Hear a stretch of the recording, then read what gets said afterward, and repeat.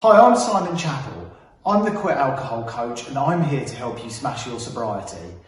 Over the last week, I've had quite a lot of people talking to me about their increased anxiety, fears and worries about coronavirus. All that on top of a time when we're trying to quit alcohol and we've already got uncomfortable thoughts, feelings and emotions going on.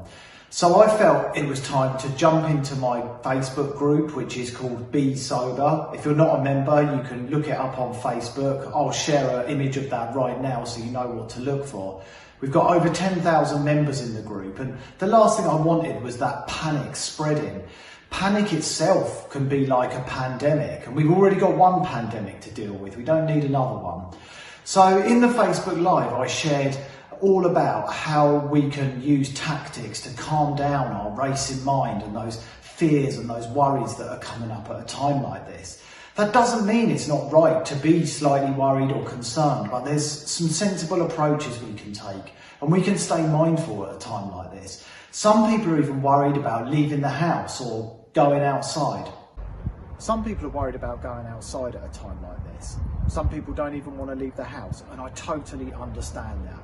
And this live Q&A is all about learning to be mindful in the midst of what feels like chaos.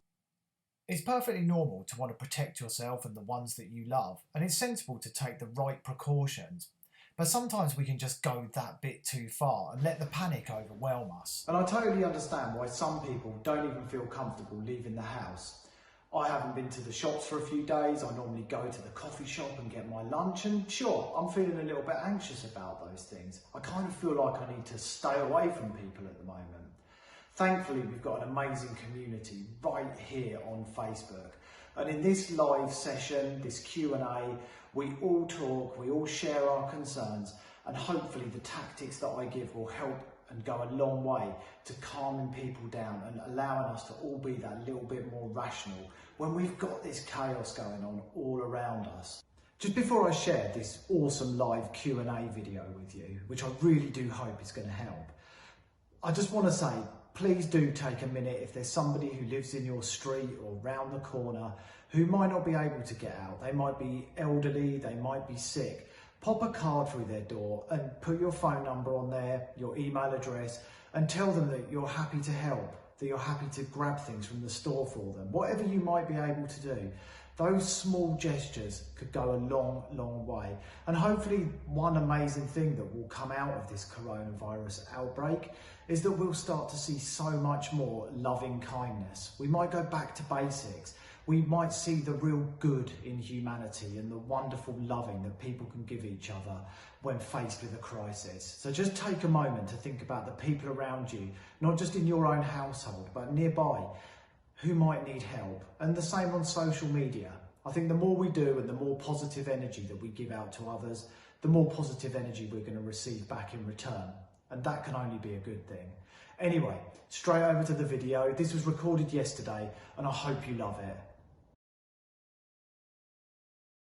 Hi everyone, Simon here. I hope you're doing great and I hope a few of you are going to jump on. But even if you don't and you're watching this back, I just wanted to come into the group for those of you who know me and those of you who don't. I'll tell you a little bit about me in a minute and talk about a subject that we did a live on in the live alcohol experiment yesterday, which was all about staying calm in the middle of chaos when chaos is all around you.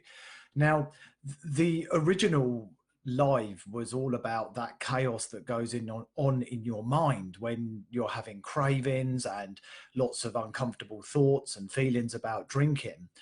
But it seems so apt at the moment to talk about this. And I've seen so many people posting and had messages from people talking about how the coronavirus panic is triggering them and causing cravings and causing uncomfortable feelings and making them think about drinking.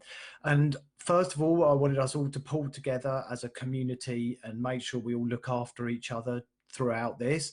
And I also wanted to share some tactics and help anyone and answer any questions you may have about it. And if you've got questions about anything else, fire away. So, hey, Chris, Debbie, nice to see you. Obviously, if you don't know who I am and you're thinking, who the hell is this guy who's just popped up in the Be Sober group? So I founded the Be Sober group in 2018. I was a daily heavy wine drinker for over 20 years. I literally drank every single day. And long story short, I got to a point where I was putting alcohol in front of absolutely everything in my life and ahead of my son, ahead of my wife, ahead of my career, ahead of my health, you name it, wine came first. And I got to a point where for the last 5 years of my drinking, I just realized that I needed to do something. I knew I had a problem, but I just didn't know what to do about it. I couldn't find a way out of this self-built prison that I'd created for myself. Thankfully, I did, and I'm happy to share a lot more about that if anyone wants any advice or tips. And since then, as you may know, I've managed to successfully quit alcohol. I started this group. I've written my own book. I've become a coach for This Naked Mind. I even talked on stage at This Naked Mind Live and done stuff on the radio, on TV. It's been an amazing journey, and I love this group. It really means so much to me, and that's why I wanted to come in here at a time when a lot of us are, our anxiety is heightened, and anxiety was massive for me, and share and just talk. So if you've got comments, questions, write them down. You know, this isn't just about me talking at you. It's about us talking as a group and sharing what's going on for us. If anyone's got any spare toilet roll or hand sanitizer, then, you know, we can bid on that. No, I'm joking. Right. So there's no panic buying, and this is not a mass gathering either. So, right. Who else? Lisa. Hey, Linda, Sina. Good to see you all. Hi, Emma. How are you? Jaylene. Good to see you too. So the main thing I wanted to share, as I say, a lot of people have been feeling quite triggered and having some uncomfortable thoughts and feelings coming up around this coronavirus. And it's understandable. It is going to make you anxious. And it's one of these stories, unfortunately, not unlike September the 11th, which is probably the only thing I can think of in my lifetime that's anywhere near this kind of massive, huge news story. September the 11th happened really kind of quickly. You know, it rolled out over a period of a day or two, and then there was this heightened security, and we kind of all started to feel safe after a period of time. And you knew you could stay away if you wanted. You could stay away from cities, you could stay away from airports. So you could kind of stop yourself being touched by it. Whereas this is completely different. It feels like it's a massive global story that's actually very soon going to end up on our street, and it's moved the story, although things change every day, it's moving really slowly. We don't know, we can't see where the end is, and there's only so much we can do to protect ourselves, which is why some people feel comfort in buying extra things. I have bought a few, I will admit, and or wearing face masks or using loads and loads of extra hand sanitizer because it makes them feel like they've got some control. And that's fine. If that gives some comfort, then that's absolutely great, and absolutely do it. You know, I mean, as long as you're not depriving somebody who may be in greater need of you. I mean, I heard about somebody bulk buying nappies and baby milk when they didn't actually need that, and I think that's kind of a bit unnecessary. But I wrote some cards down pieces of paper, they're not really cards, that I wanted to share that I used yesterday in the live. This just really struck me. When you hear the word beware, it's like a word that conjures up fear, like beware, there's danger.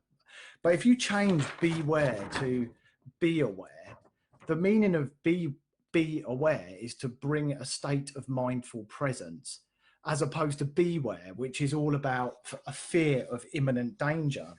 And then I wrote down some meanings of be aware, and I think these are so important. If we can keep these in our mind if we start having uncomfortable thoughts or challenging feelings or heightened anxiety that's making us think about drinking, just step back and say, hang on, am I being be aware, or am I just being aware? Because being aware is being observational, being kind of open-minded and adapting to a situation. Beware is more like panic stations and reacting to something that's imminent danger. So beware is to look at things but not overly react. So you're observational, you're sat, you're curious, you're taking it in, and be aware not to be unconscious or blasé about a genuine threat. So it's also important with a situation like coronavirus not to be bury your head in the sand. I mean, I've seen some people there was a half marathon event in Bath in the UK today. 12,000 people ran this half marathon, yet all these other events are being cancelled. Mass gatherings are going to be cancelled in a week. Yet they went ahead and did it, probably for financial reasons by the organisers. And you think, well, actually, that's perhaps being a bit blasé. You're not thinking about the wider picture, the other people who could be impacted by this. So we're not going to bury our heads in the sand and pretend it's not there, which we also shouldn't do when uncomfortable thoughts and challenging emotions come up. When you try and suppress these things, they tend to come back much bigger and they're much harder to deal with. Whereas if you can look at them, and I'm going to share a tactic with you shortly, where you learn to look these things straight in the eye, and you can weaken the power of these thoughts, whether they're cravings, anxieties, or anything that's causing you pain or discomfort. I've only got a couple more of these. So beware, calmly, note the first word, calmly, look at reality as it is and notice fully what is going on. And again, that speaks for itself. Just look at it, look at the situation without overreacting or getting carried away with yourself. Be aware to see what is needed in the present based on what you observe. So, of course, a situation like this, there are things you may need or things you may need to do or change based on what's happening. And that's really important to think about that. Last one. Be aware not to fix on a thought or plan and stick rigidly to it. Remain awake to reality as it is. Remain awake to reality as it changes and as incoming information changes. That last one was really interesting because when I was talking about this on the live yesterday, there was a lady who said, Simon, I'm doing really well. I'm 14 days alcohol free and I've been going to the gym every day. That was my tactic. It was what kept me going. I've been going to the gym instead of drinking. And she said, I can't go. They shut the gym down because of coronavirus. And that's a prime example of she had that set as what she was doing and now she can't do it. So she needs to adapt and she needs to think outside the box. So I asked her if you've got a treadmill at home maybe, or an exercise bike. What exercises do you do? Can we do other things? How can you adapt this? How can we change and move with the situation? So I think a really important thing to do is actually look at the tools and tactics that you use when you deal with cravings or the things you've used to replace drinking, and check that you can do those as this situation unfolds. I mean, I used to try and take my son to the cinema instead of going to the pub, for example, or sitting in and drinking wine. And I can't do that now because, I mean, we don't do it as much now anyway, but I wouldn't be able to do that because the cinema's shortly not going to be open. So it's just, but I could still get a movie on Netflix and we could get some popcorn and all sit there eating that in the living room and still make it a fun movie night. So it's just adapting the situation. But do think about it. You don't want to get blindsided by it when you just then and there in the moment.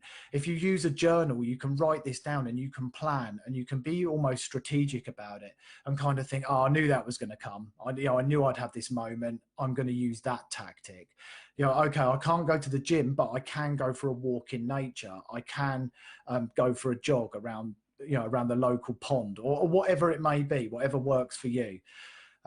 So that was really important. And then one of the things that I did as well, because we've been kind of not going out as much and I found myself at home quite a bit more. So my son and we made a gratitude wall. We were tidying up our kitchen and there was a little spare area of wall. And we got all our old photographs out of memories and people and places that we loved.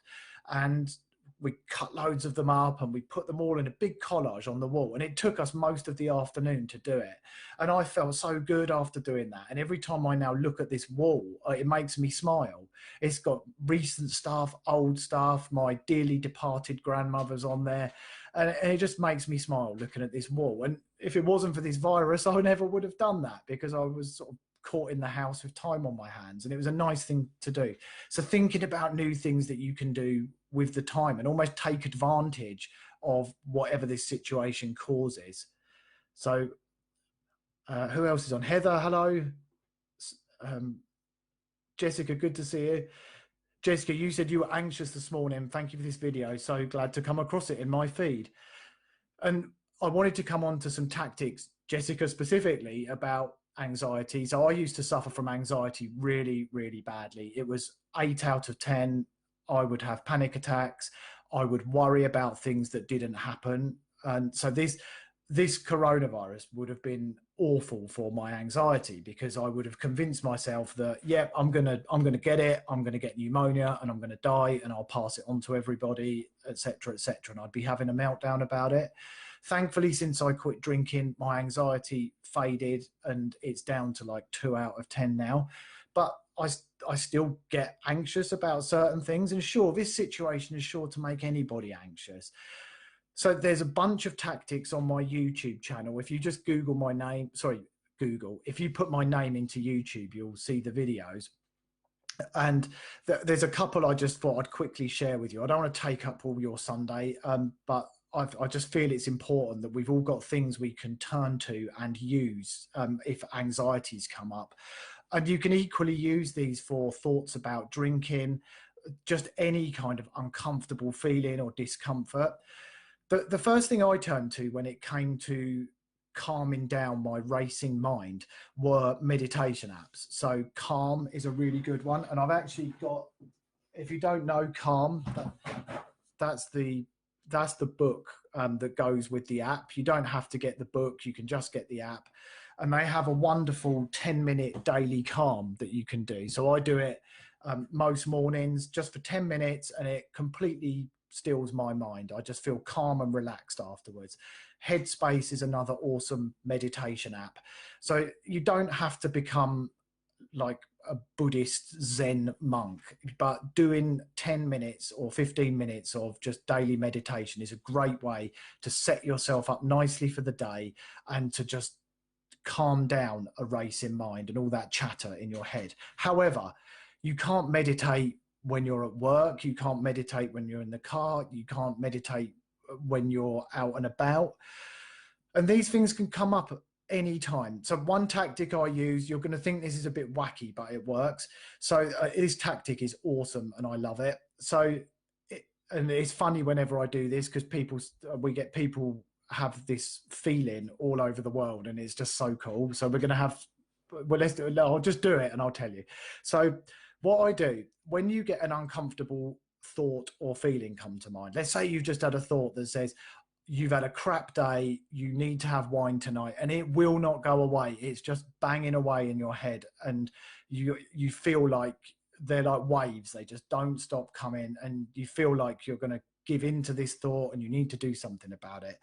The first thing to do is, when you have those thoughts, give yourself permission for an internal fire alarm. And I know it sounds stupid, just visualize it. And when a thought like that comes up, you need to say to yourself, my fire alarm's going off. And when you do that, it allows you to pause.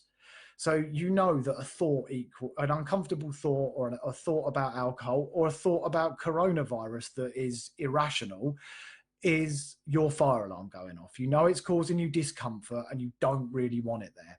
So you say to yourself, my fire alarm is going off. I need to do something about this. So when that happens, just take a minute. Don't react to it. You've got a choice. You can choose what you do at that point, and you can make a choice. Sure, you can run with it and you can have a meltdown and you could go drink, but I wouldn't recommend it, and I don't want you to do that. What I would want you to do is take a moment, pause, and say, right, I need to deploy one of my tactics now. And this is one that I use all the time. Funny enough, I was doing this yesterday while I was driving. So the key to it is kind of weakening the power of the thoughts and the uncomfortable feelings. And a really good one to do is, once you've had the thought, your fire alarm's gone off, you pause for a minute, is to just breathe a few times through your nose, sort of slowly and controlled. Don't snatch at your breath. So just slowly in, slowly out, a few times like that. If you can close your eyes when you do it, all the better. But if not, like I said, I did it when I was driving yesterday. So you do a few of those. And then what you need to do, you get your hands, and I had mine resting on my steering wheel. It needs a bit of imagination. You visualize that, where you continue to breathe through your nose, but visualize that breath coming in through the tips of your fingers and then back out through the tips of your fingers as you breathe out through your nose, but visualize it through there. You should, and I hope a couple of you say you do, in a moment, feel the tips of your fingers tingling or warmth in your hands. Now, what this does, because you feel this rather pleasant sensation as you do that, and the more you do it, the more intense it becomes, because you feel that sensation, it allows you to connect your mind and your body, and you feel grounded, and it takes away that discomfort of all the thoughts you're having, because you're suddenly focused on this weird and wonderful sensation that you've got going on in your fingers. And it is a great way to very quickly disrupt uncomfortable thoughts about drinking. So I would definitely try that. I'm just going to jump onto the comments because there's 36 of them that I haven't read, and then I'll share another quick tactic with you. Hey Katie, how are you? Good to see you. I haven't seen you since the live. I've still got my cape. Thank you. Jaylene, I love that. Facts, not fear, my new mantra. Yeah, absolutely. Yeah, absolutely. I think fear can be a pandemic on its own. If we spread this fear, and the panic buying becomes its own pandemic that spreads. And yeah, it's unfortunate. I really do not want anyone in this group to succumb to heightened anxiety and panic that leads them to thinking that alcohol is going to provide some sort of solution. And that's the other thing. We need to be rational. Is alcohol actually going to help? Sure, it might enable you to forget about coronavirus for 2 or 3 hours, but you're going to wake up the next morning with a banging hangover, a fuzzy head, and coronavirus will still be there. You just got to face up to it with this fuzzy head and a banging headache. So it's not going to take it away. All it does is hits the pause button on your problems until the next morning. I love that, Jaylene. Facts, not fear. Debbie, you said, even though I've got all the training, I'm experiencing fear too. What is helping me right now is this fear will be with me, but I don't have to let it be in charge. I can notice it, feel it, and put it in the passenger seat instead of the driver's seat. Elizabeth Gilbert's Letter to Fear helped me. I've not read that. I need to check that out. Debbie, you've just led me nicely to my next tactic that I'm going to share with you. And I apologize if some of you have already watched this video on YouTube or seen me talk about it on a live Q&A, but I'm going to share it anyway. I'll just keep it relatively brief because, as I say, I don't want to steal your whole Sunday from you. Although it is nice all of us being in the same place. But I also don't want it to be me doing all the talking. So the second tactic involves an elephant. Some people love elephants and they change it for a hippopotamus or something else, and you probably think, what the hell is he going on about right now?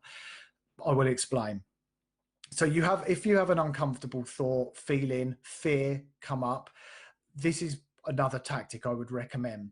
You really need to do this one in a place where you can close your eyes, ideally with quiet around you. But as we all seem to be shut in our houses, it's perfectly possible that we can do that. And as what you do, you close your eyes and visualize yourself sat in your living room, or you literally visualize yourself in the room that you're in at that moment. But it seems best doing it in a living room.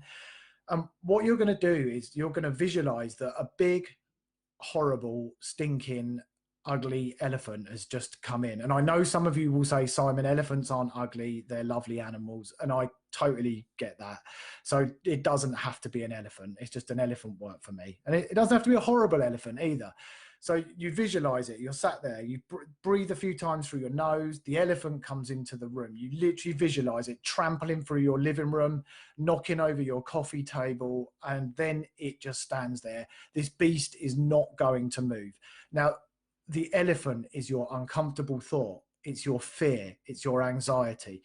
The worst thing you can do with fear, anxiety, uncomfortable emotions or thoughts is try and push them away and suppress them. You can't do it because they just come back. This is a big elephant. You ain't pushing it anywhere. You need to now, as you visualize it, look that elephant straight in the eye. And so as you're sat there with your eyes shut, you visualize yourself looking this elephant straight in the eye. You're going to face up to the fear. You're going to face it head on, face those anxieties, face those cravings, those uncomfortable thoughts. And then you're going to give it a name.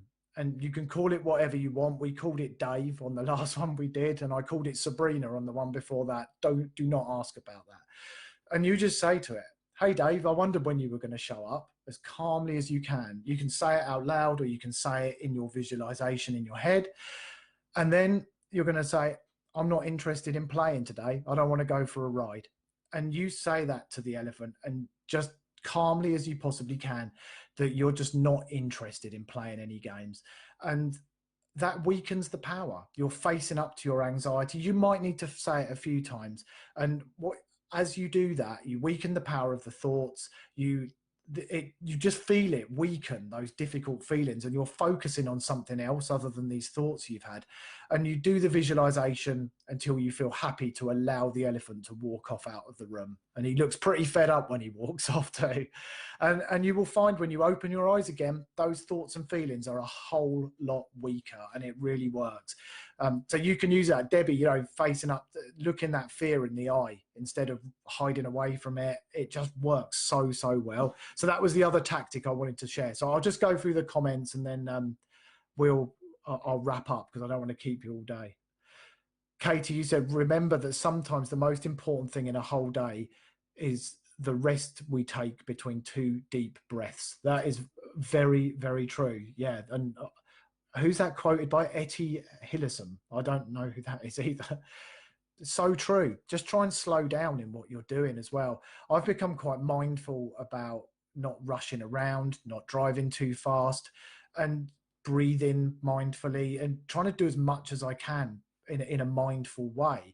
I know it sounds a bit like woo-woo and kind of hippie, I haven't got any hair and I'm not a hippie, but it calms you down, your heart rate slows down, and you're just much more relaxed and in tune with your body, in tune with your mind. And I love that, taking a rest between two deep breaths. Brilliant. Heather, you were saying I was thinking the same about the gym. And Heather, you are one of the moderators in this group, and everybody, Heather is just so awesome. She puts so much time and effort into what she does here. This group would not exist if it wasn't for Heather and Katya. Heather just puts in so much time. It's incredible. She doesn't get paid for it. None of us do. We do this because we love it. We want to share. Our reward is seeing people break free from alcohol and create a new life for themselves, which is more important than money. That's a massive reward for me, and the same for Heather. So yeah, hats off to Heather, and love to Heather. Heather, you said, I was thinking the same about the gym. I will make myself go walking instead, especially as the weather improves. Exactly. We've got to adapt to the situation. And I'm quite lucky there. I've got a woods near where I live, so it's quite easy to go walking there. Or if my knee wasn't still injured from running, I could go for a run. Maybe I could jump on the bike. I've got a cross trainer in the house. I can use that. So there's lots of other things we can do. It's funny, we were out in the car earlier, and I said to my wife, do you remember when we were younger, we used to get in the car and go for a drive? When was the last time we just went for a drive? You don't do that anymore, do you? I don't, maybe some of you do. You could go for a drive. But there's so many things, and if we think about it ahead of time, we're not going to find these uncomfortable feelings coming up as much because we've already planned for it. Linda, you said, think about this. We're being forced to do what most of us were already doing, hanging out on phones with Facebook and shopping online, not going into stores. Then there's the people barely home that work because they're working most of the time and no time for their own family. They're forced to be home hanging out with their family. Something to think about. Exactly. And can you reframe this situation to see the good in it? Because I know it sounds kind of ridiculous, but there is good in every situation. You can always say, oh well, at least, for example, like I said to my wife this morning, I know this kind of sounds awful, but at least children aren't being affected by coronavirus. At least it's not kids dying as well as elderly people dying. But what I say when I mean, can you see some good in it? It wasn't actually that. I meant more along the lines of, okay, well, how can I take advantage? Yeah, my son's probably going to be signed off of school. I can spend some quality time with this. If he's not shut in his bedroom playing on his computer and he actually comes out, he is literally the world's best self-isolator. But if he comes out, we can spend some really good quality time together and do things, cook together. You know, we made that gratitude wall. What can you do that you wouldn't otherwise do with this? So you make a list of it. You can make a coronavirus bucket list of all the things you want to get done and do that you wouldn't usually do. Home cooking seems like a really kind of obvious one. You know, stuff's running out in the stores, so I'm sure a lot of there's ingredients and things you could get. You could make it fun with kids and do what can we cook, you know, and do things like that, and to make movie nights. There's just so much. Date nights indoors, do it in another room in the house, do it in the bedroom, do it in the spare room, whatever. I don't mean do that in the bedroom, by the way. Don't take that the wrong way. I need a drink after that. But yeah, this is it. It's all about the planning. Martha, you said love the fire alarm idea. It's the fire alarm as well. People have told me that once they hear that an uncomfortable thought or feeling or emotion is a fire alarm, you can't unlearn it. So every time you have one, you end up saying to yourself, that's my fire alarm going off. There it is again. And you can't unlearn it. So it's there. You've got this fire alarm that you know will go off. And when that fire alarm goes off, you pause. You just pause for a minute. And then you've got the choice. You've got the power to decide what you do, whether you deploy a tactic or whether you disrupt it. If if it's an uncomfortable thought at home, sometimes just taking the dog for a walk or going out for some fresh air or a run or whatever is what you need to do to disrupt it. And of course, we can't use all the disruption tactics that I often share, which is go to the gym or go for a coffee or whatever. They're not all there right now. So we're going to look for different ones.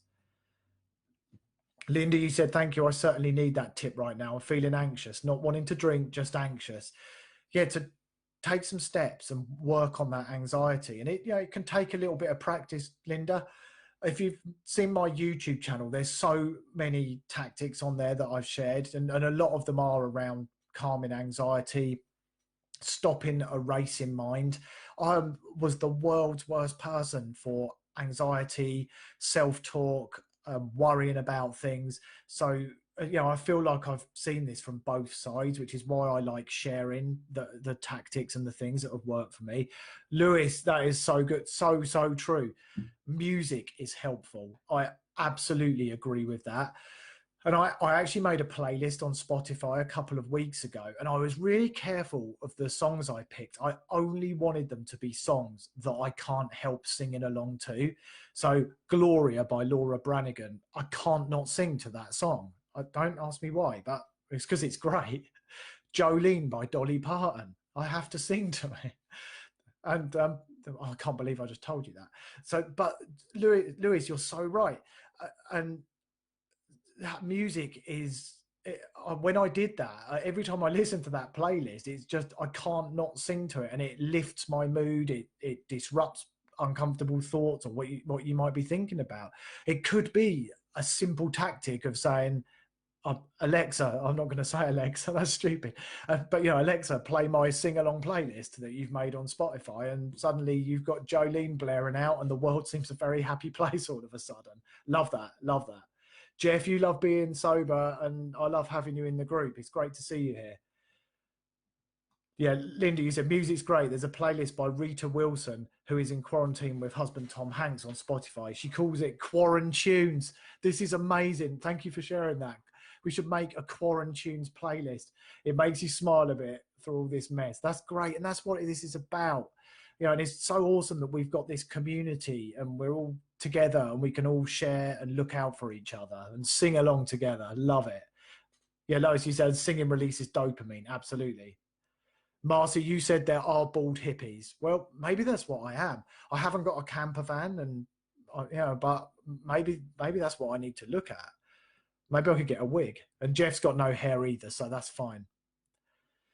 The worst thing is, I don't. Some of you guys were in the January live alcohol experiment, and you may remember that after I did the live Q&A, I got up, turned the computer off, and I walked out of this room.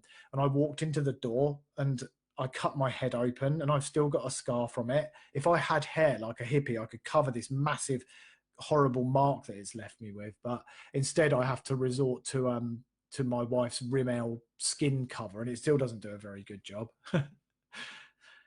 Right, what else have we got? Debbie, get the Peloton app for fitness. They've got yoga, meditation, and much more on it. You can use it on your tablets and smartphones. I did not know that. So there's a great tip there. The Peloton app. Clearly, I'm going to have a look at that because when I went to Denver and name dropping time, and I stayed at Annie Grace's house, and she trained me up as a coach. She had just got one of these Peloton bikes, and they're so expensive. But obviously, I didn't have a go on it. I said to her, I want to have a try, and I intended to, but we were so busy over the week that I didn't have a chance. And it's the only Peloton bike I've ever seen. But I didn't know, of course, you can just get the app, and if it's got the meditation and yoga and things like that on it, that's awesome. So my mum is 72, and here in the UK, they're talking next week that anyone over 70, or actually in the next couple of weeks, they said that anyone over 70 may well be told to self-isolate. She is fit as a fiddle. She goes swimming every week. She does Pilates every week. She messaged me this morning, worried that she can't do this, she can't do that. She works in a charity shop, which she loves doing, and that must be where I get it from. And she was worried. So I said, well, look, let's plan what we're going to do. Pilates. Have you ever heard of YouTube, Mum? There's Pilates lessons you can do on there. I know it's not the same and it hasn't got the social side, but you can do them at home. You can do them a couple of times a week. We can find other things for you to do with your time. You like gardening, you've got a garden, the weather's perking up a bit, you could get out there. So we're making a list, and it's the same thing. And she doesn't really drink, but she's feeling like she's trapped, and it's making her feel uncomfortable and anxious and worried. So I might actually get her to check out the Peloton app because she loves yoga. So thanks for that, Debbie. Linda, you said, you think a lot of people will live a little slower, love a little more, and enjoy all the things available to us in nature. And this is what I'm hoping, that we'll see the good in people. We'll see loving kindness. I wouldn't be sat here doing this live if it wasn't for the virus, but I just felt I needed to pull us all together as a team and a community, and share some tactics and reach out if anyone was having a hard time or feeling overly anxious about things. And also it might just bring us back to basics and make us start appreciating the little things in life. The fact that we can home cook, we can. My son saw people buying pasta in the shops. He said, Dad, why don't we just make some pasta from flour? It's really easy to do. Let's do it. And he got excited about it, and he wanted to do it together. And we will do it together. And all those things, just the little things that we forget about and we take for granted. This is going to give us an amazing opportunity to see loving kindness for all it's worth. On my personal Facebook page earlier, I shared a card that somebody had created that you can use to put through the door of anyone who's vulnerable. So if you've got a neighbor who's elderly or somebody who may be self-isolating, you write on the card, you put your name, your phone number on it, and it just says, if you need any help, just give me a call, drop me a text, and I'm happy to get shopping for you, or to do this for you, do that for you. And I thought, that's just so wonderful. This is what the world actually should be like anyway. But we don't do it, do we? We do it sometimes, and we normally do it for maybe the wrong reasons sometimes. Do we do it for ourselves or for them? But now it all feels like this is from coming from the right place. We're definitely doing it for the right reasons. So I'll share that in this group, the card, and you can share it with anyone you want, because I think the more people that see that, the more will use it, and the more people will get help, connect, and be able to give loving kindness. The more of that positive energy we give out, the more we get back.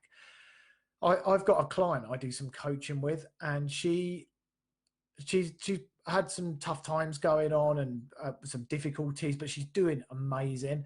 And we talked about positive energy, and I challenged her for 2 days to be nice to everybody, to give out positive energy, to let that car go in front of her, to let that person in the shop take the place in the queue, just to be nice wherever, even if somebody's grumpy with you in the coffee shop, to give them a smile, to ask if they're okay.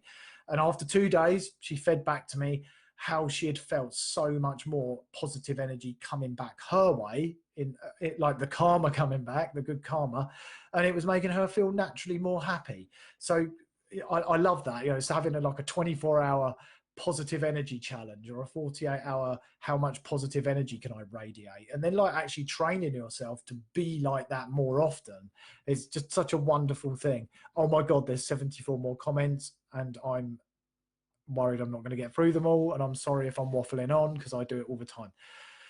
Chris, you've had to self-isolate, and I'm no longer caring for my grandson today, and for my grandson, and today I can't stop crying. I'm in so much pain.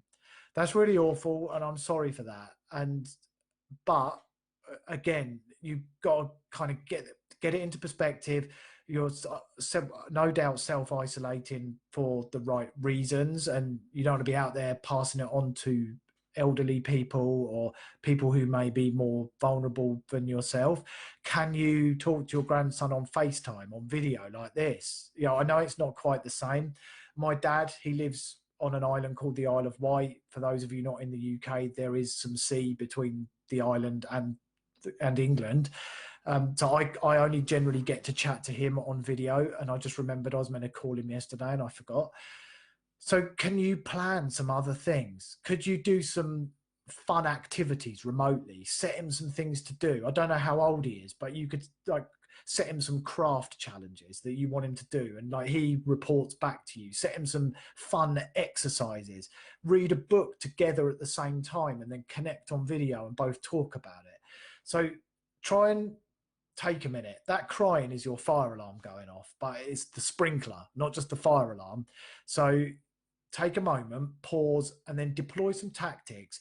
Look it in the eye, weaken the power of it, and then kind of in a nice way, I mean this, like pull yourself together and put a plan in place of all the things you now can do that you actually haven't ever done. And you may never do again after this is over, that you can do that are different. And I know it's not the same. I know you can't hug him, and I know you can't kiss him on the head, but adapt to the situation and try and find some fun and find some joy. I said to someone the other day about taking the serious out of sobriety and making it more fun, but I guess we need to also take the serious out of this and try and make sure we still enjoy ourselves and take advantage of the situation. Chris, I hope that helps. And I genuinely, I would feel awful. Like if I couldn't see my son or my mum or someone close to me, sure, I would be really upset about it. But I definitely would then be, after I dealt with that, I would then be saying, right, what can I do? What can I do that's different? How can we have a watch party on Facebook and both watch Frozen together? Whatever it might be. And if you need some ideas, hit me up, because I'll share them. And I'm going off on a tangent now about ideas for kids. Tony, you're going hiking in the park this afternoon. I love that. And I hope you're doing great, Tony. And hopefully I will see you towards the end of this year. Okay, just reading through. Heather says Quarantunes is genius, and I wish I'd thought of that. I'm actually upset that I didn't.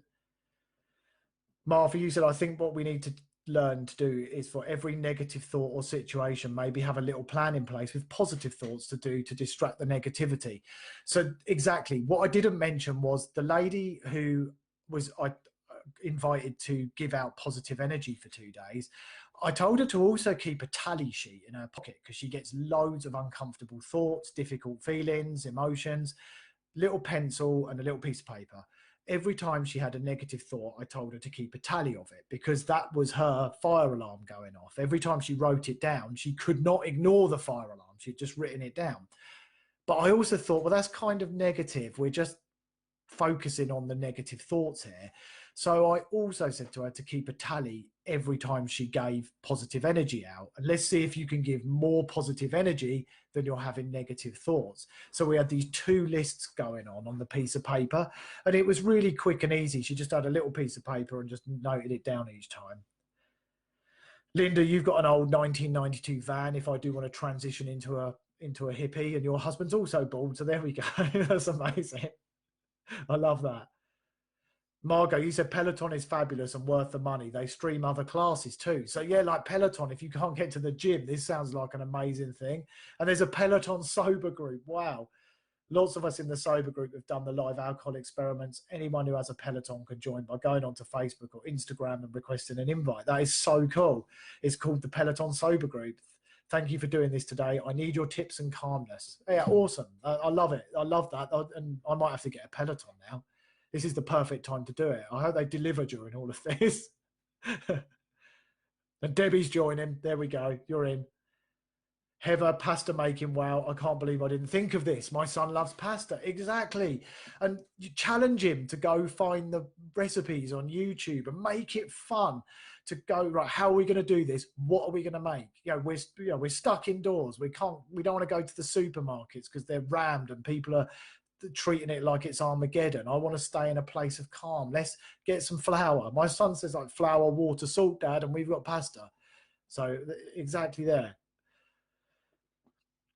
What else? What else have we got? There's so many messages. Kirsten, thank you, Simon, for reminding us of the positive. So much opportunity here if we allow it. Exactly. But that doesn't mean we won't have negative thoughts. Some of you guys might think, oh, Simon's been sober for ages. He never has uncomfortable thoughts.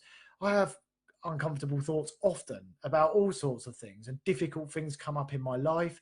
My business could be massively impacted. We've got 25 staff and we rely on the last month's income to pay the next month's wages. My business could be massively affected by this, but I'm remaining calm. I will adapt to the situation, but I do have tough stuff come up, but it's important to be rational. And when things start to overwhelm, just to take a minute, to fire alarm, tactic, meditate, elephants, tingly hands. Did anyone get tingly hands when they breathe through their fingers? Because nobody said it, and I'm concerned about that. Yeah, and put some music on as well. I love that. Andrew, you said, I've wondered if we will go back to normal or discover very different activities and discoveries. It makes my creative, curious mind quite happy and wildly free. Yeah, see, this is what I'm thinking as well. It's like this. I love the kind of whole back to basics concept. And what are we going to discover? Maybe we'll start doing art. We might start painting, or we might start crafts, or knitting. I don't know if some of you guys know Jolene Park. I was lucky enough to talk on stage, on the same stage as Jolene at This Naked Mind Live, and we since became good friends. And she's done TED Talks on sobriety, one called Grey Area Drinking, which is amazing. If you haven't seen it, check it out. Anyway, I was sat with her before she was about to go on stage. Now, before I went on stage, there's nearly 400, 500 people in this room. I'd never talked in front of more than 15 or so people in my life. I was a bag of nerves. Jolene is sat there and she's knitting. And she said, it is the most stress relieving thing I've ever done. And I do it every single day. So, and she discovered that as part of her alcohol-free journey. She just discovered that knitting was something that really calmed her mind down. So I don't know if knitting's going to work for me, but I might find something else. And maybe we all could. Maybe we could have a thread or an area here where we can share these new hobbies. Like I said, or not just hobbies, like discoveries, things that change, things that adapt in a positive way. And sure, some things might adapt in a not so positive way, but we'll deal with it. It ain't going to kill us, and it isn't. Even the coronavirus, it is a very, very, very small percentage of people, generally aged well over 70, 80, with underlying health conditions who are affected by this. And when you look in the media, there was even something I read today where they were giving the media a warning about using terms like deadly virus, killer virus, because it is not. Yes, there have been fatalities, and I completely get that. But the majority of people, it's a mild virus. And yeah, there's some flu-like symptoms and it's tough and we recover.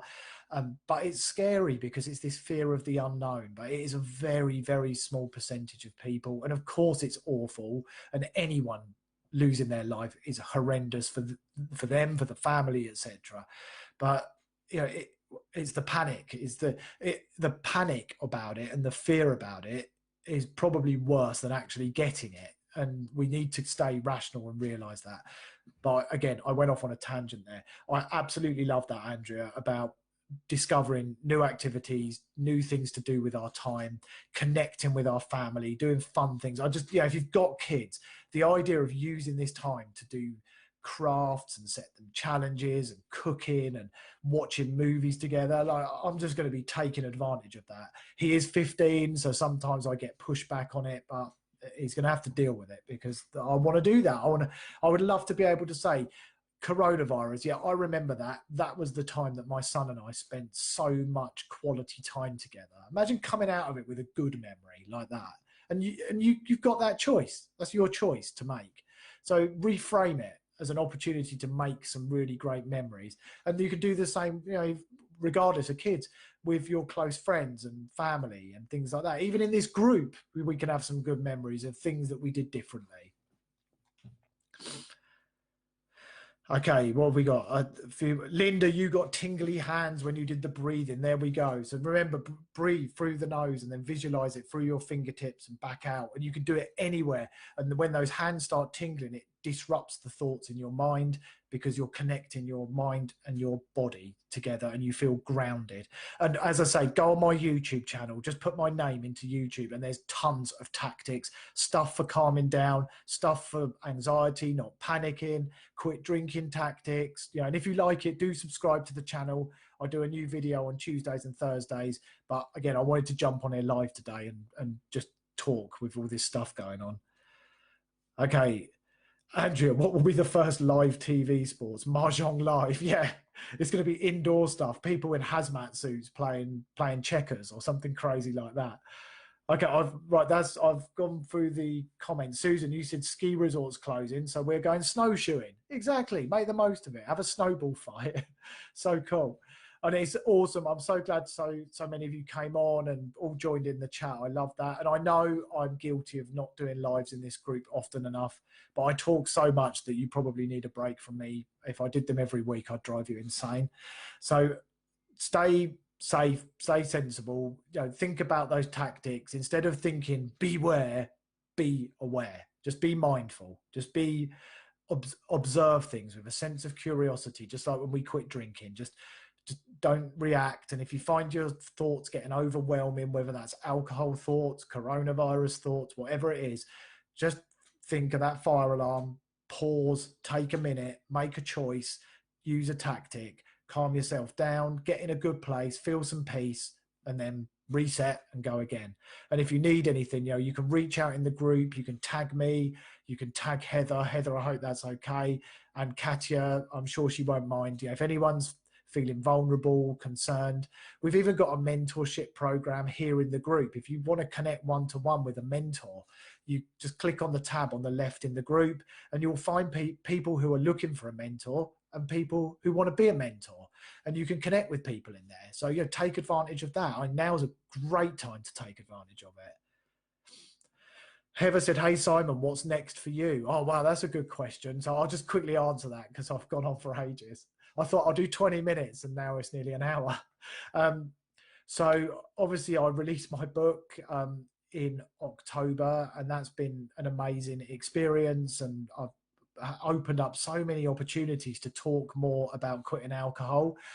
And I recently talked at the Club Soda Mindful Drinking Festival on stage, which was so awesome, other than the fact that I cried when I started talking about my relationship with my son while I was drinking. But that was good. Everybody clapped, so it must have been a good thing. There's been some amazing stuff going on. And I'm halfway through writing my next book, which is more of a quit drinking workbook that you can work through over a period of maybe 40, 50 days with loads of tactics and exercises for the reader to do. I'm also talking on a panel for something called the Sober Experiment. I don't know if any of the Sober Experiment girls are on at the moment. They normally are around, but Alex and Lisa, if you don't know them, they're amazing. They're hosting an event in London at the end of March, although I'm not sure if it's going to get postponed because of what's going on. But if it is, we'll just look forward to it in the future. I'm talking at This Naked Mind Live in Denver again in September, which I cannot wait to do, and I hope that doesn't get cancelled. So loads going on, and I've just made it my mission to keep sharing the word about the benefits of an alcohol-free life and how much better life is without alcohol in it. I was meant to be going to Las Vegas to renew my wedding vows in May. We got married on the 13th of May, which is like an unlucky day, right? And it's 13 years. So we thought, well, 13th of May, 13 years, let's go to Las Vegas and get Elvis to marry us again, because it's crazy. And I was going to do like a sober in Vegas sort of video and some posts and stuff, but I don't know whether that's going to happen. We were meant to be going to Berlin and Denmark at the end of March. And that's probably going to get, well, in fact, they've both been cancelled as well. So, but there's loads going on, loads of writing, and like I said, I'm doing 2 new YouTube videos every week and lots of people subscribing on YouTube, and I'm loving that community that's forming on there as well. Instagram, I post on there all the time. The whole thing just takes up like all my days. And thankfully my wife, she runs our business, and that kind of pays the bills while I kind of help and share, help people. I do coaching for This Naked Mind and sort of share things here in the group and on YouTube and stuff. So yeah, it's just amazing. And thanks for asking, Heather. And I hope everything's great with you as well. And I don't know what the panic's like in the north, but it's kind of crazy down there.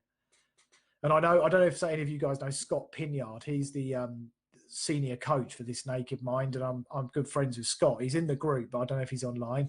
And poor guy, I was talking to him the day before yesterday. He was maybe going to Disneyland with his kids. They'd looked forward to it for ages, and literally day he was going, they shut down Disneyland, and he's not going anymore. And obviously his kids were gutted. So yeah, that's really sad. But again, I'm sure, knowing what Scott's like, he will reframe it and he will make the most of that situation. Jeff, you got married in Las Vegas too 20 years ago. Yeah, this is to renew our vows. So it's not quite the same, but it bears the same significance. And it was all about kind of showing that we're still committed and we're still going strong after 13 years. Although we've been together for 23 years, we kind of got married late. So okay, I'll sign off, guys, because I've talked for nearly an hour. And thank you for giving me your time. Hey, Carolyn, good to see you. You just caught the end. You may have to watch this one back. But good to see you too. So yeah, thank you for all coming on and sharing in what's going on with you. And like I say, if you need anything, just message in the group or post a comment, tag me in it. Definitely check out the mentorship program if you feel you could help someone else, or if you would like someone else to connect with you. That will be a lot of help for a lot of people, particularly during this. And like I say, just stay safe, stay sensible, and just observe everything with curiosity rather than panic, and we'll all be fine, and we'll all keep on smiling. I'll see you all soon, guys. Thanks again, and thank you for being part of this awesome community.